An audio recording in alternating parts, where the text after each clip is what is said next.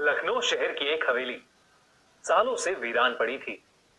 उसमें एक बहुत बड़ा और पुराना बरगद का पेड़ था। लोगों का मानना था कि उस घर में रहने वाले लोगों ने उसी बरगद के पेड़ पर चढ़कर आत्महत्या कर ली थी। उस दिन के बाद से वो घर सूना पड़ा हुआ है।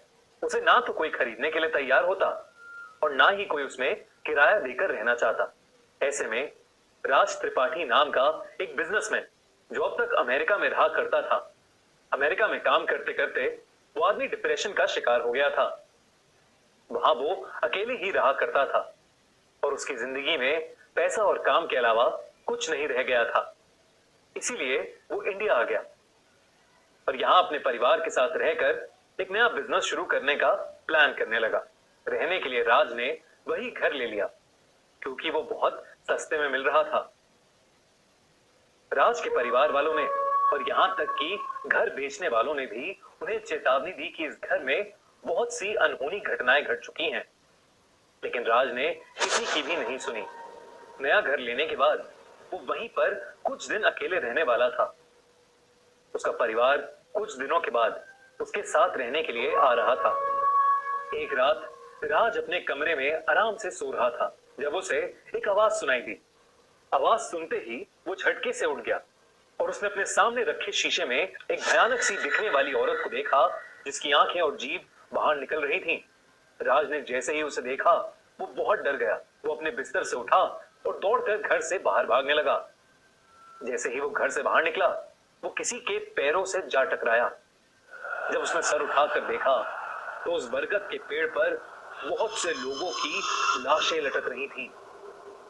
उस पर कुछ बच्चों की, कुछ बूढ़े लोगों की और कुछ जवान लोगों की लाशें लटक रही थी और उन सभी की आंखें बंद थीं और जीभ बाहर निकल रही थी। अचानक से उनकी आंखें खुल गईं और वो सब के सब राज की तरफ देखे जा रहे थे। राज उन्हें देखकर बहुत डर गया और वहीं पर बेहोश हो गया। अगले दिन राज की मेड ने उसे जमीन पर बेहोश पड़ा हुआ देखा। उसने राज को उठाकर बेड पर लेटाया और डॉक्टर को फोन कर दिया।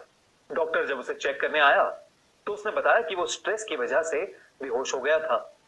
राज ने अपने परिवार वालों को फिर से फोन लगाया और उनसे जल्द ही उस घर में शिफ्ट होने के लिए कहा, लेकिन उसके परिवार वालों ने कहा कि पुराने घर का कुछ काम बचा हुआ है और उसे निपटाए बिना वो लोग वहां नहीं आ सकते।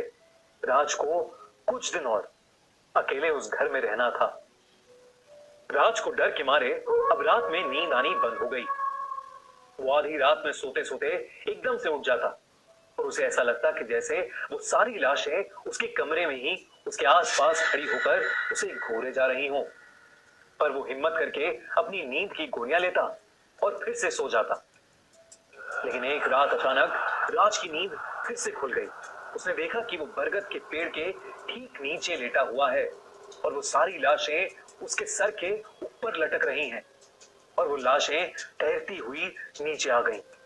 नीचे उतरने के बाद वो राज को देखे जा रही थीं और उनकी आंखें ठीक उसी औरत की तरह बाहर निकल रही थीं। राज अगले दिन फिर से उसकी मेड को बरामदे में बेहोश पड़ा मिला। उसकी हालत दिन ब दिन खराब होती जा रही थी।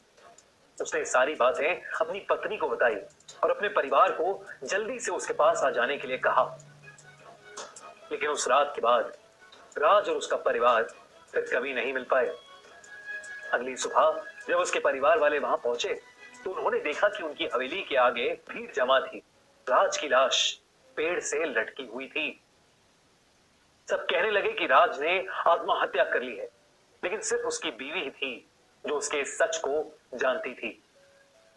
उसे पूरा यकीन था कि उसके पति की जान वहां पर रहने वाली उन दुष्ट आत्माओं के कारण ही हुई है।